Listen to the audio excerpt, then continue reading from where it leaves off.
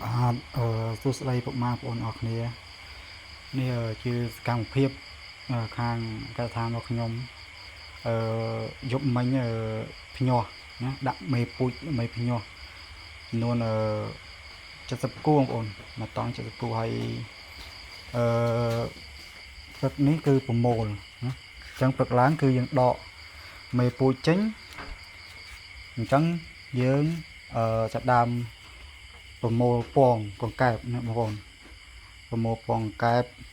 បាញ់ទឹកលាងវាចឹងបងប្អូនបាញ់ទឹកវាចឹងមកយកមកត្រង់ក្រោមដើម្បីលាងយកពងវាទៅលាងបងប្អូនយកពងវាដើម្បីយកទៅលាងទឹកស្អាតហ្នឹងហើយយើងដួសវាមកបាញ់វាអស់ពីក្នុងតង់បងប្អូននេះពងកង្កែបច្រើនទេបងប្អូនពងច្រើនណាហើយពងចាស់ល្អទេបងប្អូនហ្នឹងហើយវាបាញ់វាឲ្យយកស្បៃនេះត្រង់បងប្អូនត្រង់វា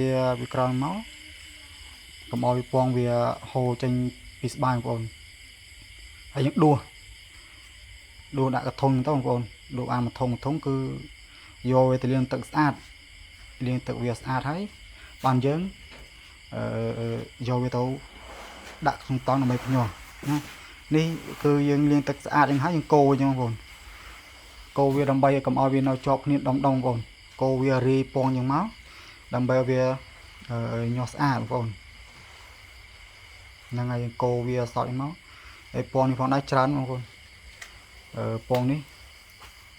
4កធុងពីតូទៅហ្នឹងបងប្អូនពងច្រើនមែនតើហ្នឹងហើយដួសឲ្យមកលាងទឹកស្អាតហើយយើងដាក់យកជះបងប្អូននេះតង់យើងតង់ដាក់ទឹកឲ្យច្រើនអញ្ចឹងបងប្អូនដាក់ទឹកវាប្រហែលជាមួយទឹកជាងទៅយើងជះដល់ជះវាទៅដើម្បីកុំឲ្យវាពងវានៅដុំគ្នាកាលណាទៅវានៅដុំគ្នាគឺវា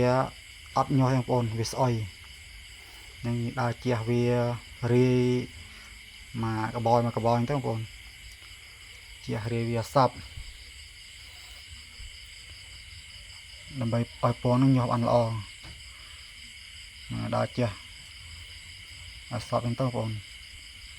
ហើយតង់នេះគឺខ្ញុំដាក់នេះគឺ4កធុងវីតូនេះគឺខ្ញុំដាក់ចំនួន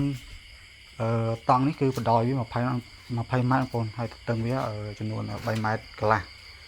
បណ្ដោយ20ម៉ែត្រណាអរគុណបងប្អូន